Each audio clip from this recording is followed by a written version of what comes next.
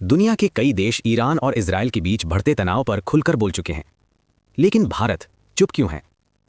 क्या मोदी सरकार कोई बड़ी कूटनीतिक चाल चल रही है, या फिर भारत न्यूट्रल रहकर मिडिल ईस्ट में अपने रणनीतिक हित बचा रहा है? आज इस वीडियो में हम समझेंगे भारत की असली middle east strategy. Middle east में हालात तेजी से बदल रहे हैं। ईरान और इजरायल के बीच तनाव हर दिन नए स्तर पर पहुंच रहा है। लेकिन इस पूरे संकट के बीच भारत ने जो रास्ता चुना है वो बाकी देशों से बिल्कुल अलग दिखाई दे रहा है।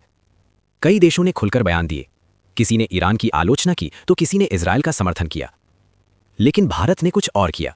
भारत ने शोर नहीं मचाया, बल्कि चुपचाप अपनी कूटनीतिक चालें चलनी शुरू कर दी। और यही रणनीति इस समय सबसे ज्यादा चर्चा में है। दरअसल भारत सरकार ने हालात को देखते हुए देश के अंदर भी सतर्कता बढ़ाने का फैसला किया है।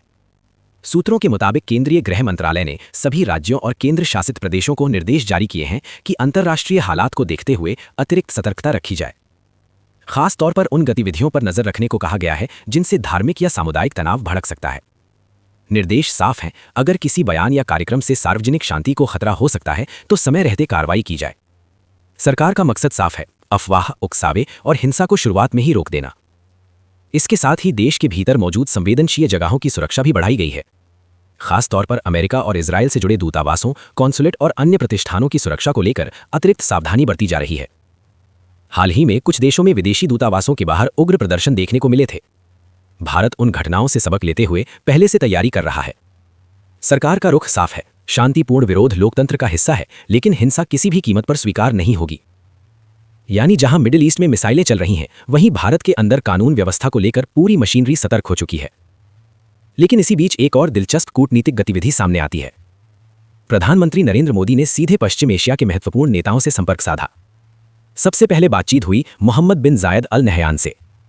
संयुक्त अरब अमीरात भारत के लिए सिर्फ एक दोस्त देश नहीं है। ऊर्जा सुरक्षा, व्यापार और वहां रहने वाले लाखों भारतीय नागरिक, इन सभी कारणों से यूएई भारत की पश्चिम एशिया नीति का एक अहम स्तंभ माना जाता है। बातचीत के बाद भारत ने यूएई पर हुए हमलों की निंदा की और यह संदेश दिया कि मुश्किल समय में भारत अपने साझेदारों के साथ खड़ा है। दिलचस्प बात यह रही कि भारत ने अपने बयान में किसी भी देश का नाम सीधे तौर पर नहीं लिया। यह भाषा अंतर्राष्ट्रीय कूटनीति में अक्सर इस्तेमाल की जाती है, जहां संदेश भी दिया जाता है और संतुलन भी बनाए रखा जाता है। इसके तुरंत बाद दूसरी अहम बातचीत हुई बेंजामिन नेतन्याहू के साथ। यह बातचीत भी बेहद सावधानी से की गई। कोई आक्रामक बयान नहीं, कोई खुला समर्थन नहीं, लेकिन यह साफ संकेत जरूर था कि भारत और इजरायल के बीच सीधा संपर्क बना हुआ है। कूटनीतिक विशेषज्ञों का मानना है कि इस तरह की बातचीत ये दिखाती है कि भारत क्षेत्र के घटनाक्रम से पूरी तरह जुड़ा हुआ है और लगातार स्थिति पर नजर रखे हुए है। अब यहां सबसे दिलचस्प बात आती है। जब दुनिया के कई देशों ने तुरंत प्रतिक्रिया दी, तब भारत ने अपेक्षाकृत शांत रुख अपनाया। न खुली निंदा, न खुला समर्थन, सिर्फ सावधानी से चुने गए शब्द और संतुलित बयान। अंतर्राष्ट्रीय राजनीति में कई बार यही रणनीति सबसे प्रभावी मानी जाती है। इसी दौरान प्रधानमंत्री मोदी ने देश की सुरक्षा से जुड़ी एक अहम बैठक भी बुलाई। कैबिनेट कमेटी ऑन सिक्योरिटी की इस बैठक में मिडिल ईस्ट के हालात पर विस्तार से चर्चा हुई। बैठक के बाद जो आधिकारिक जानकारी सामने आई, उसमें 3 बातों पर खास जोर दिया गया। पहली, मिडिल ईस्ट में रह रहे भारतीय नागरिकों की सुरक्षा। दूसरी, हालात पर लगातार निगरानी। और तीसरी, कूटनीतिक संवाद के जरिए तनाव कम करने की जरूरत। यह संकेत साफ था कि भारत भावनात्मक प्रतिक्रिया देने के बजाय स्थिर और संतुलित नीति अपनाना चाहता है। हालांकि भारत की आंतरिक राजनीति में इस मुद्दे पर अलग अलग प्रतिक्रियाएं भी सामने आई हैं। इंडियन नेशनल कांग्रेस ने इस घटनाक्रम पर खुलकर प्रतिक्रिया दी और इसे अंतर्राष्ट्रीय कानून के नजरिए से गंभीर बताया। पार्टी नेताओं का कहना था कि किसी संप्रभु देश के नेतृत्व को निशाना बनाना वैश्विक नियमों के खिलाफ है।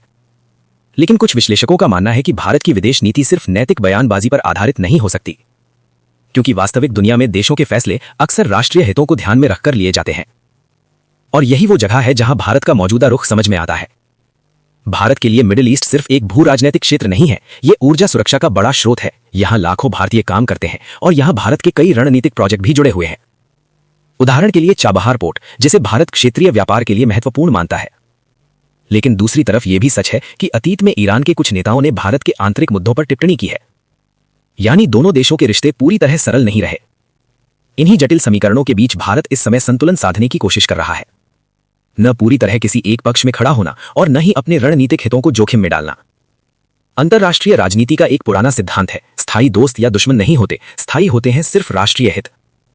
और फिलहाल ऐसा लगता है कि भारत उसी सिद्धांत के आधार पर आगे बढ़ रहा है। अब बड़ा सवाल यही है, क्या भारत की यह रणनीतिक चुप्पी सही है? क्या इस समय तटस्थ रहना ही सबसे समझदारी भरा कदम है? या फिर भारत को खुलकर किसी एक पक्ष के साथ खड़ा होना चाहिए? आपकी राय क्या है, कमेंट में जरूर बताइए। अगर आपको यह विश्लेषण उपयोगी लगा हो तो वीडियो को लाइक करें और चैनल को सब्सक्राइब करना ना भूलें।